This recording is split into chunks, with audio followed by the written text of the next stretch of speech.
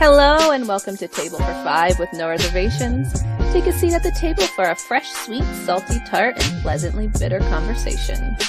Thank you for joining us for our episode with No Reservations. Take a seat at the table. You will either laugh with us or cry for us. Seated tonight, I have Jen Dunn from Vancouver, British Columbia. Hello. Rachel Flanagan from St. Paul, Minnesota. Hey. Jamie Ramos from Denver, Colorado. Hello. Kim McIsaac from Boston, Massachusetts. Hi. And myself, Tabitha Cabrera from Phoenix, Arizona. Hey, everybody. So we're going to start out tonight with, what was the highlight of your week? I'll start. I don't know. I feel like I've had a relatively okay week compared to everyone else.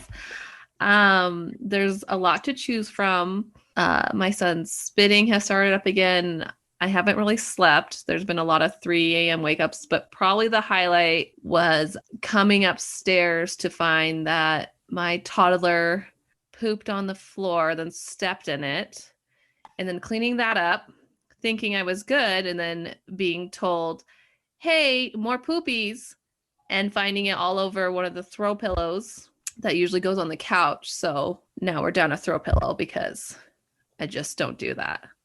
So that's the highlight. That's the highlight of my week. Anybody else on their highlight this week? Well, we're now showering in the dark, so that's always fun. No lights are allowed on in the house.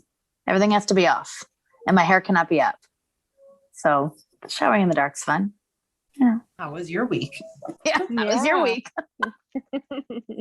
Rachel, how was your week? Oh, I've talked to Celie's teacher more than I've talked to my husband this week. The bus aide got a kick in the shoulder, which I know is a block from the face.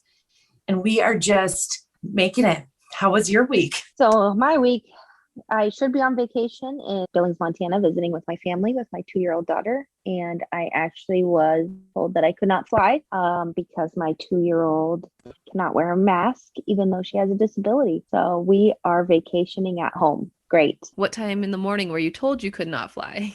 We were at the airport at 4:00 in the morning, pre-coffee. So it was quite the situation. Quite the situation at the airport this week. Terrible. Kim? Speaking of airports, my highlight of the week would be the fact that my 24-year-old autistic daughter flew for the first time ever, something we never thought she would do. Yay. Our little glitch in our otherwise perfect, just kidding. We had a Griswold vacation, as always. More things went wrong that went right, but that's okay. Because it's cold here and it was nice and warm there. But when we went to return our rental car, my daughter decided that she wasn't gonna get out of the car. I think she thought she was gonna get on the plane, and she caused a holy hell ruckus to the point where the guy got in the car to drive. I think he thought that would get my daughter out of the car, but he was wrong. She buckled her seatbelt while screaming. She screamed through the whole airport. I can't believe we didn't get arrested or something. It was bad. It was really bad. We then realized afterwards when we got back to the hotel that we think that she thought we were leaving without her siblings who are back at the hotel. And we're not sure if it was a hell no, I'm not going if they're not going, or no, you can't leave my sisters behind. So it was, it was quite the spectacle. So I'm laughing now. I was not laughing at all. And Kimmy, where was she stuck? Where was she stuck? What were you returning? I was returning a car. A car? As us Bostonians would say, yes. Yeah. It was pretty brutal. It was also 91 degrees out. I was hot as hell. I had to go to the bathroom. Me and my husband were ready to kill each other. So we're fighting in between, her screaming. It was good times. It was fun. Just your typical highlights. We felt eventful with you. We went on this trip and journey with you. So and then of course the Griswolds, well done.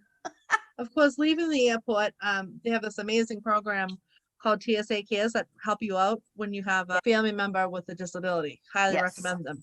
If you can find them in the airport, because we got directed to 5 different places, which is great when you have an autistic kid who literally flipped out the day before because she didn't want to get on a plane, and everyone just sends you to somewhere else. And between the masks, nobody can hear each other. And again, it was 91 degrees. My face was red as a tomato. I thought I was literally going to have a heart attack tracing all over this airport. And finally, because my daughter didn't have an ID, because she doesn't have an ID, because she has never had a reason to need one, TSA decided to pull her aside to deal with this, but like she's nonverbal, so it didn't make any sense. And I was pretty much at my breaking point when I screamed, she's disabled, she can't talk, you can't bring her anywhere. And then he told us one person come with us and everybody else had to stay. And I literally lost my mind and was screaming and swearing. I kind of feel bad for this guy in hindsight, but I was like, I was so How was done. her week? I was explaining it over and over again. Like, she's nonverbal. She has a disability, which is why we're getting TSA Cares. We're not doing it just for fun. I don't know if they thought we were just doing it just to cut the line or something. I don't know. But he tried to separate us, and she just gets, I could see her eyes are dilated. Her hands were moving. She was getting super anxious. And as I described earlier to somebody, it's like she's a panther. She looks quiet and calm, but at any moment could be that one moment where she's just going to lose it. Then we're not going to get her on the plane. I kindly told this guy to F off, that we're not separating the family because she's going to freak the F out, which I'm usually much more calm and composed than that. But it was 90 degrees. The pressure of the first flight. I mean, it was the pressure of like what happened to her the day before, though, trying to return the rental car, that I was scared that we weren't going to get her on the plane. This is a much bigger airport. We flew in from Rhode Island, which is a very small airport. We're leaving from Orlando, which is a huge airport. And the guy was just like, okay, just come on. And, it ended up going okay. She got on the plane. And on the downside, Kimmy got stuck with pretzels and she wasn't happy about that. Oh, yes, I got stuck with pretzels. And I looked behind me and my husband's got Cheetos. I was pissed. Like, why do you get Cheetos and I get pretzels? Well, and do you guys feel like in those situations, like with me, I'm okay up until a point, and then you explode. Everything goes out the window. Like all of my rational thinking, all of my skills to like talk calmly to customer service people who are not being kind goes out the window. And I'm just like, someone needs to help me. Whoever's going to figure it out and get that person here. Just figure it out. Yes. Yes. Well, and that's what happened. This guy just got the wrath of like the whole morning. I was crossed that line. Like I could feel that it was coming. I was going to lose my mind, and I was hot. I hate being hot. So on top of it, not just hot, like I was overheated because we had gone back and forth so many, and it's of course me, my husband's, he did have all the bags. So. But he's like, standing still. I'm going to this counter. They're bringing me to this counter. They're bringing us over to this counter. And I'm like, I usually try not to do that because I know it did work this time though. He was like, okay, and of course the TSA Cares person came and they're like, why are you in this line? And I'm like, oh my God, I'm going to lose it. I think for me, like having an autistic child, and I'm already like a anxious person, especially in social situations. And so like I go into it already on the elevated edge, and ready to go. Yeah. So if something goes wrong, I might lose it. I'm not a calm cook. My husband's much better at that. He balances me out with that. He tells me to calm down. But I don't know, like traveling, I've never had a situation like that, but I would probably lose it or just make my husband take care of it. Because no. I'm pretty bold. I have no problem going up to people and saying, I need help. My daughter can't do this. You need to get me through now. If you don't get me through now, nobody's going to be happy in this airport. So we need to get through right now. Why I need help. Yeah. Yeah. They'll put a sticker on my boarding pass. That's not going to help me. You have to stop at every checkpoint and tell people, I need someone that's going to get me through without having to stop her at every checkpoint and tell her story again. Capiche? Yes. You don't want us doing that. Yeah. It's really hard. We were supposed to have that, but for some reason, nobody could find the person that was supposed to be doing that. So they were really nice once we got with those people, but the whole process of getting them was just ridiculous. Yeah, and if anyone who's listening, TSA Cares is basically you can call the airport ahead of time and you have an escort to help you through security. Sometimes they'll open a private line for you. They'll help you through, which is nice to just have someone there saying, don't hassle these people as they're trying to get through the airport because they gotta go. Yeah, I've used them now 4 times and they are fantastic. We've had Phoenix Sky Harbor in particular is the best airport we've ever traveled through. The TSA Cares there has it down pat. We got in through international security in 7 minutes from the time we walked in the door to me sitting down ordering a Bloody Mary. And in those 7 minutes, I needed that Bloody Mary. They whizzed us right through. It's fantastic. The thing that's hard is that it's like, yes, you have to prepare like this to go to Florida or to go to Montana to see her family. But the truth of the matter is that we have to prepare an awful lot to go to Target. We have to prepare to go to my dad's. We have to, like, meaning even a place that she loves or even a visit that seems simple. Celie is 6. We practiced social stuff like this from the years that she got language back to COVID. And then suddenly it's over. We have to restart. We still have to pack the bags. I'm bringing cheese sticks like currency.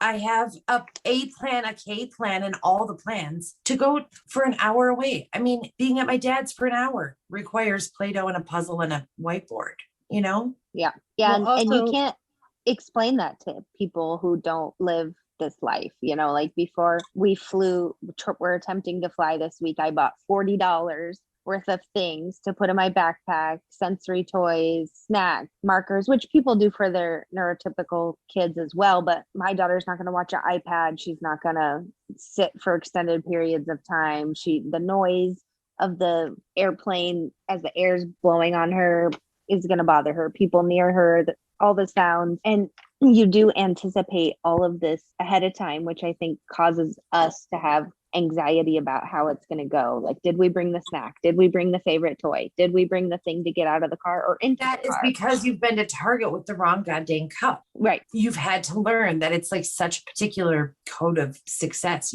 also, I have another highlight at the airport, which was when we were going to check our bags. So when you go on a vacation with a husband who didn't want to go on vacation in the first place, and then you talk him into staying an extra day, and that whole day goes to shit because your daughter doesn't want to get out of a rental car and has like an epic meltdown that she hasn't had in years. And then we go to the baggage claim after the tickets wouldn't print out, and they kicked us out of the line and like literally yelled at us, and then weighed our bag, and our bag was 6 pounds over. And then he had to unpack part of the suitcase. That was another highlight. So that was how the morning started. That was the get-go of going home. Travel. To me, it was a sign that maybe we should say one more day, but Wait a I didn't minute. see it that way. Hold on. You 6 pounds to over both times? Yes. Well, and how do you like, because anytime something goes like complete chaos and it's like a big deal and I'm sweating and I'm trying to navigate kids and get everyone in one place, when I get home, I'm almost like everyone has to decompress. I have to decompress, and I'm like, what went wrong here? let's go back and see the train of events. Could I have done something better in this situation? Most of the time it is absolutely Delta. yes, pick Delta. Yes. Oh my god. For me, it's when it's coming home, not actually coming home, but when we land, we have to go through international customs. And I had a guy actually say to me, "What is autism?" in this really cocky, condescending, because he's trying to talk to her and ask her questions, and everything was like, good. I'm like, she's nonverbal. And he just kept talking to her. And I got a little snippy. I'm like, she has autism. What part of that do you not understand? And he's like, well, what is autism? Really condescending to me. And then I panicked because you finally get through that part. And then you have to go through the baggage line, which is 49,000 people. Now I go right to the front and I just tell someone, my daughter has autism. She cannot wait in this line. And then you get all the stares of people because then they open the thing and they let you through and out you go. I have no qualms about going out to people now and saying, I need to get through this. My kid can't wait. No, me either. Because No we're going to qualms about pay it. for 4 days of travel for days and days and days anyway. Without the line, I'm with you. You're just, yep. Well, and that's the thing, not even just travel, but going out anywhere that's like overstimulating. You can have like a backslide or I don't know if you call it backslide, but basically a whole day or two of tiredness or crabbiness or whatever, just because you ventured out to do something where there was a lot of people or a lot of noise. At the end of the day, they're exhausted. I always say her excitement and joy brings her anxiety and it crashes her. So something that she loves so much ultimately will be her downfall. Usually survive the event. It's after when she explodes. So it's the same thing for us, or even during it. Like my son will be so worked up and excited. Like we were at a family event one time and all the cousins were running around and playing and he jumped in and he's running around. He runs circles around other kids who are playing because he doesn't get how to engage. And all of a sudden he just started crying and he got on the floor and he curled up in a ball and he's just crying. And my cousin's like, oh, what's wrong? I'm like, he's just overstimulated. His body overloaded, literally cannot regulate it. And it's the same, like, even if we're at home and we have people over a bit, it's like, we're fine. And then afterwards, it's like, it's a rough night and we know it's coming. But like, we went on a week-long trip with Disney World and all that stuff in October, and we got home. I mean, it took us months to recover from that, really. Like, it's just like how it goes for Christmas us. takes till February. Like it is not like a sleep it off kind of like take Sunday to recover kind of situation when, especially when the stuff is big. But I think it's because my daughter holds it in. So she will hold My it son in. too. Yeah. And then that's it. When we're alone and everyone's gone, she's done. And it happens. It's just, you just wait for it. I can see it. I can feel it. Just like Kim was saying with Alyssa. She could see it in her eyes. She could see it in her stims. She could see how anxious her body was. And I said, she's ready to pounce. It's just at any moment. Rock. Yeah. But when I Alyssa travel and I also get on the rocks. plane, I tell the stewardess I tell people around me, because my daughter, she'll kick the seat in front of her, not because she's kicking it, she stims and her body moves and she literally cannot control her body when she gets excited. So I always tell the people, especially right in front of me, I'm apologizing now. My daughter may kick your chair. I will try to stop her. If I try to stop her, it's going to get loud. So please bear with us. And what do you drink tonight? Because I'm just going to keep the cocktails flowing. What can I buy you, sir? We're done with TSA cares. Jen done cares. Would you like some Cheetos? Can I get a gin and Cheeto up here, please? You learn what works for your, like, we in Phoenix, luckily, when it's pre all this mess we're in now, they had tons of winter festivals.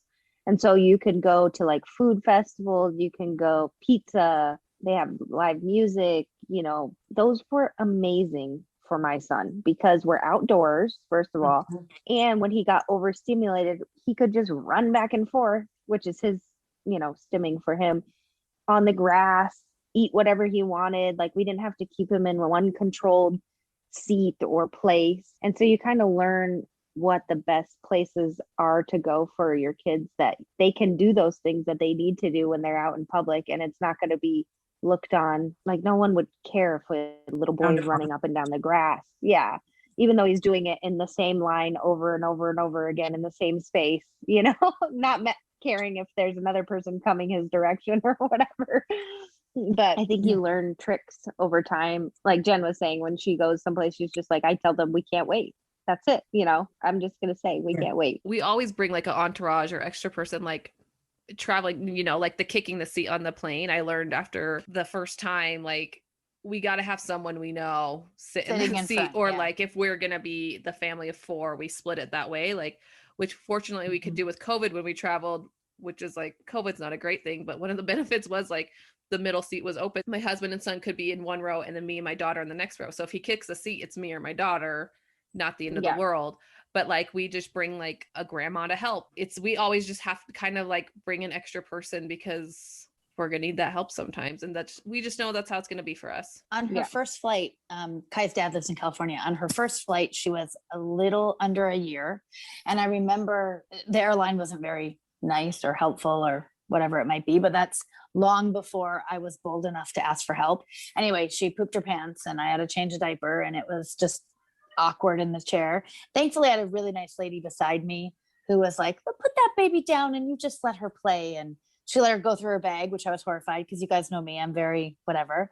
But she's like, she's a kid. It's fine. She's fine. She's not harming anyone. Let her be. That lady taught me a pretty good lesson. Let her be. She's not harming anybody. Well, and there's so many changes now for our kids out in public. There's so many changes for requirements for things that our kids can't do. My son can wear a mask, and he will for a certain period of time, which is great. We never thought that he would be able to, but my daughter absolutely will not put anything on her face. And so it creates a lot of problems for us when it's a requirement, which is what happened this week with the airline. They basically told us we couldn't fly because my daughter's disability was an exemption for her wearing a mask. But, we're in this new landscape where we learned the rules of going out into public previous to this situation. And now there's even more challenges and hardship, I would say, to feel excluded pretty easily in my opinion. It's a lot of changes, a lot of things to learn after you've already learned how to navigate and what to pack and how hard it is. Yeah, it's everything though, right? Tabs, like it's everywhere we go. If we go for lunch, like I literally carry my FabFitFun bag now. I don't even carry a purse anymore because I have 2 iPads in there, a set of noise canceling headphones. Thankfully, she'll eat fries and chicken fingers now. But before, it was full of baby food at 8 years old, full of arrowroot cookies. There's such a preparation to go out because what if this happens or that happens or this happens? And it's all the preparation that goes into it. So, could you turn down music when we get in there, which I get other people are there dining, but no one's going to enjoy their meal if my kid's screaming. So turn it down. Well, it's that thing too. If you forget one of those things, like this was like a small example, but we went to the movies and I forgot his headphones in the car and there's no way we would survive that. And I'm like, and they were in the car, so I could just run out and get them. But I was like running past, I was like, I have to get my son's headphones. And they're like, okay. I'm like, I'll be back. Cause when you leave a theater, it's always like, where's your ticket? But like your heart just sinks. Yeah. It's the smallest thing. Like I wrote about one time how I forgot my son's lunchbox and I took him to school. We go to drop him off. He goes into school every day. It's an autism center. So he has a one-on-one. They go in the back. They put his lunchbox in the fridge. I forgot his lunchbox. So he had to go in the back and his schedule had to change. His structure had to change. And because I forgot his lunchbox, I ran home, got it, took it to the school. That was all fine. He had lunch, but the first half of the day was just wrecked.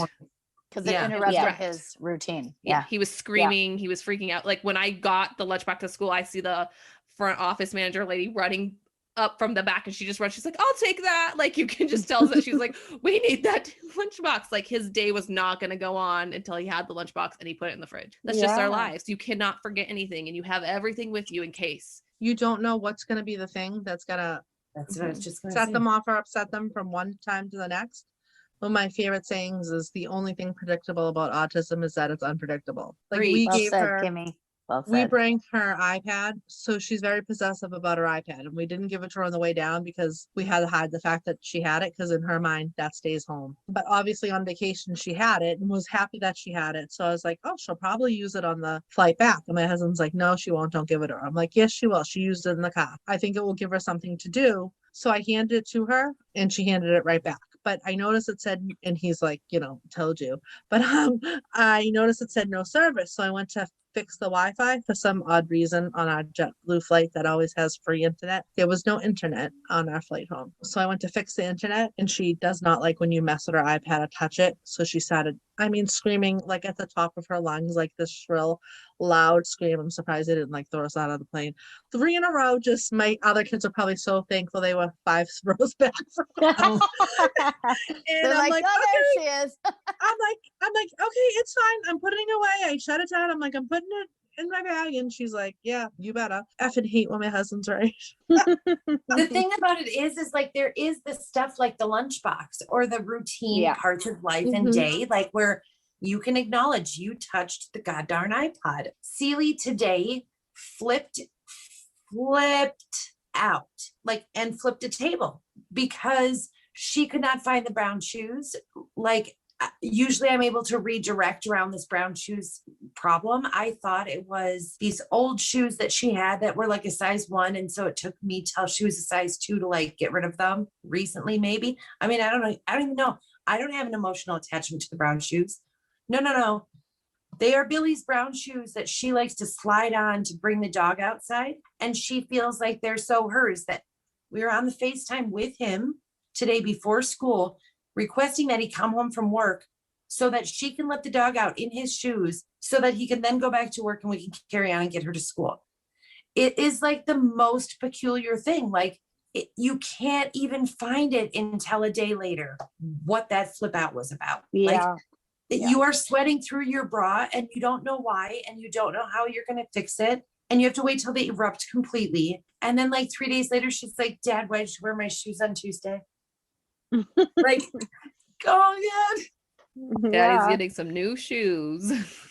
That bus pulled out of my driveway and I went the other way to the Target store. We need brown damn shoes in a 3. Thank you.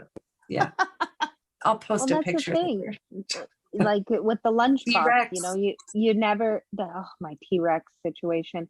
My son is a huge dinosaur fan. He took his giant T-Rex to school. Moron on my part for allowing him to take it to school, but it got us in the car and to school, or to his program. It's not really school, that's just what we call it. We think another kid took it home.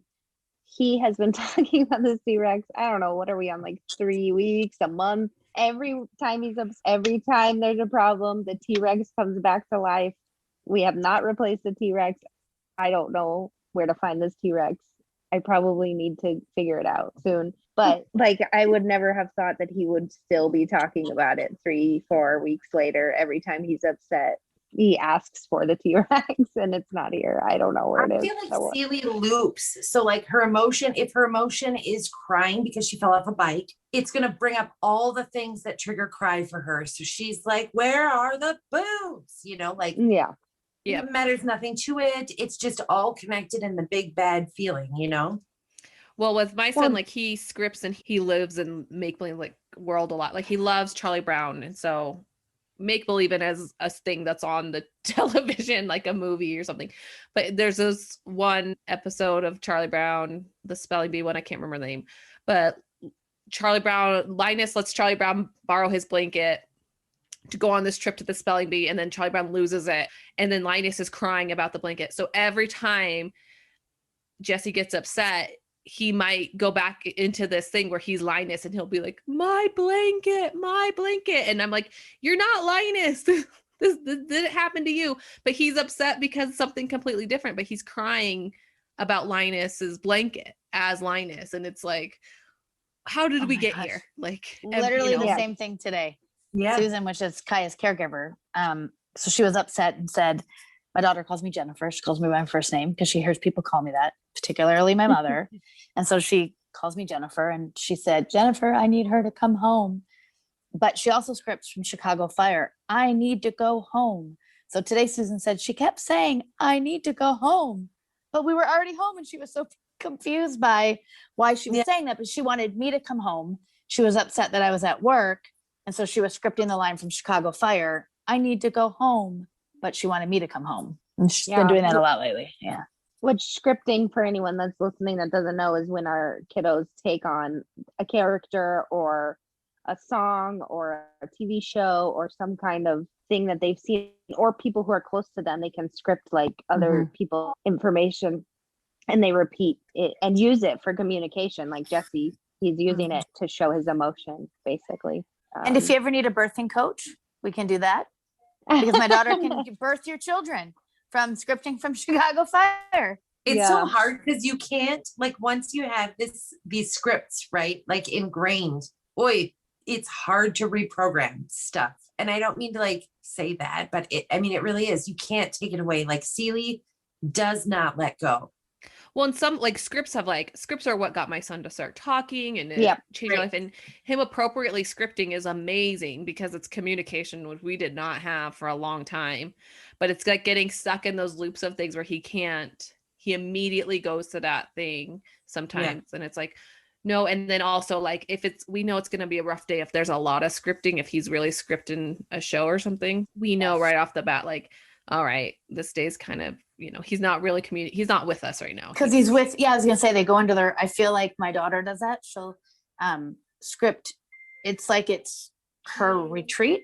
Like it's all when she's I'm backing up because her iPad's blaring. If she's having a bad day, Jamie, it's the same thing. I know it's going to be a day when she's heavily, heavily scripting. And I can't reach her when she's like that. There's no reaching her. And sometimes it takes days or weeks to figure out what the communication is. Like Nixon will pick a line from something and we can't pinpoint what it is. And you have to know the context of the movie or show to know what he's trying to communicate with the script, so sometimes you don't even know until you watch the show again. And then you're like, oh my God, there's that line he said. Yes. Pre the script, like you feel like you're so lucky to have words, but they mean as little as the pointing to the general space of that part of the house. Like I can remember when Celie didn't have language, it was one sound and it didn't matter if it was happy or sad. Like I could tell the differences, but juice box was the same sound as like, let's get outside, as the same sound as never a car again. I can remember Kim saying that Alyssa would drag you over to the kitchen and then she'd start slapping the fridge like, hey girl, it's fixing to be lunch. So there's lots of communication that isn't the words, but man, you feel like, oh, it's like riddles all the time. Nora started doing that, by the way, Kim. She will go into the kitchen and she'll open the cabinet and she'll open and close the cabinet really loudly until you walk into the kitchen. Hello, lady. I need a snack. She's a girl after my own heart. Then she'll stand there, and when you walk in, she'll be looking at you like, hey, took you long enough. Yeah, right. Tabs, does she Oh have my a clear God. idea? Like when Celie was in that space, she would like, I would hold up a cheese stick like, hey, razzle dazzle, how's this? And she'd be like, ah. And then you'd know like sugar snap peas. Nope, not those either. How about a juice box? Nope, not that. Like, oh, for sure. because she had such a clear choice. Like when she's slamming the cupboard, she's like popsicle, popsicle, popsicle, popsicle. Right. Yeah. No, for sure. If you hand her something that she doesn't want to have, it immediately goes on the floor. She's like, no, thank you. That's not the right choice, miss. Try again. That cheese is the wrong color. Oh my I used to hold up yes. 2 items and then she would point to one. Sometimes she would, sometimes she wouldn't. But if she wanted one of the items, she would. It helps when they have a choice for some reason. Or helps her. Nora's really good she will take you directly to either the drawer or the cabinet or whatever. And then you can kind of move your hand around things. And then she'll start to make like Jubilee. like a motion or something, like stomp her feet or shake around if it's what you want, what she wants, you know. Give me that square cheese. Yeah, because she's nonverbal for anyone who's out there. Alyssa will who she's also nonverbal, but she has some words but doesn't really use them to communicate. She'll stand there and stare at the freezer and then look at you. Like like hello. Someone. And now I do the same thing. I know. And I'm like, oh, do you want something in there? And I know what she wants. It's usually ice cream, you know. And I try to prompt her to say it, but yeah, it's funny. Like she's just like I'm supposed to read her mind, you know? Right. She looks at us like you guys are I know, idiots. like we need so much help. Today she goes, Mom, it's okay that you're so different. It's okay. It's okay. Does she hear you say that? We talk about the word different all the time. Today we talked about different because we had to talk about somebody being rude to her because she had to, how's your week?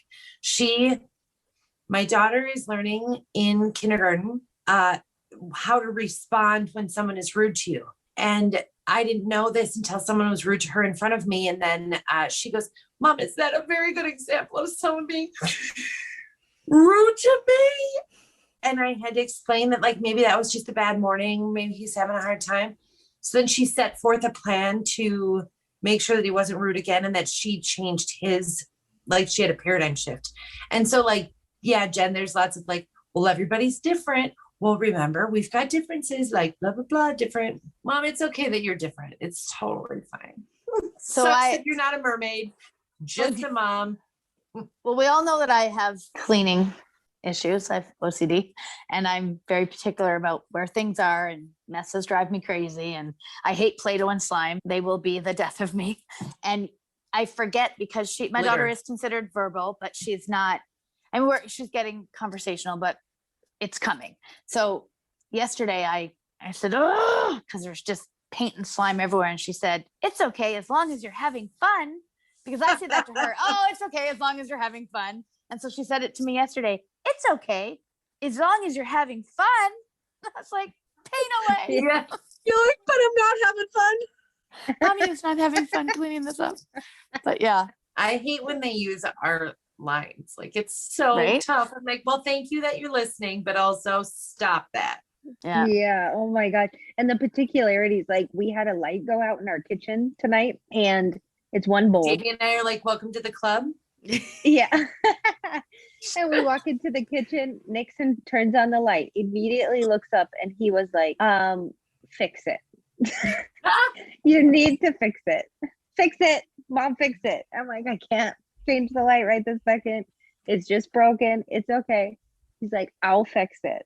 So he's starting to learn like the difference between you, we, they, but we hear him say like, I'll fix it is something I say all the time. Like, just give me a second, I'll fix it, and now he's using it all the time. Fix it. You need to fix it.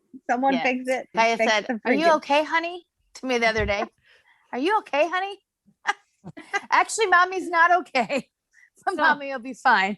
Mommy will be fine. That's what I say. Like, I'm always like, stop hitting, stop doing this. So I always get that back. Stop doing that. Stop walking that way. Stop. Or my favorite thing is he's been working on learning emotions and identifying those in people. So if me and my husband get mad at him about something, he's like, stop being frustrated. You're like, Oh, good that's job, funny. but I'm mad. Yeah. Stop being frustrated. It Thumbs is up. so funny. I wonder if neurotypical parents are as proud. Like when she talks back to me, I know that that's her advocating for herself. When she argues with me, I'm like, what the heck? And also, thank you for telling me.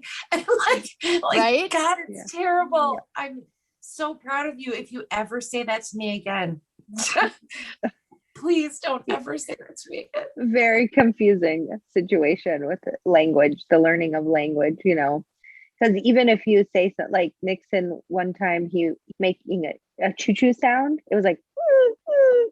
And I was like, oh, a train, choo-choo. And then he goes, it's not choo-choo, it's woo, woo. I was like, okay, I guess it's not choo-choo. Thanks for clearing that up for me, sir. Communication it's a complicated thing for us because when our kids do it appropriately or not, like even in the realm of, Even they're receptive language. Yeah, they're appropriate. You're like, yay, good job. Awesome. So, well, that was our week, ladies. Amazing, good, bad. all One of the travel, one above. not. We got some poop, dark showers, Yeah, brown shoes. It's been a week, brown ladies. boots. I got brown boots. Yeah. Well, thanks everyone.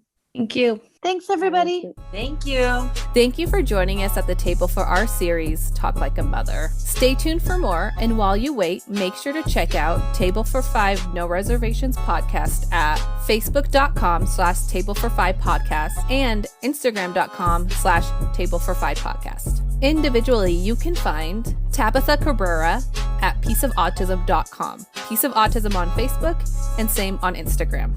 Jennifer Dunn at keepingupwithkaya.com, Keeping Up with Kaya on Facebook and on Instagram.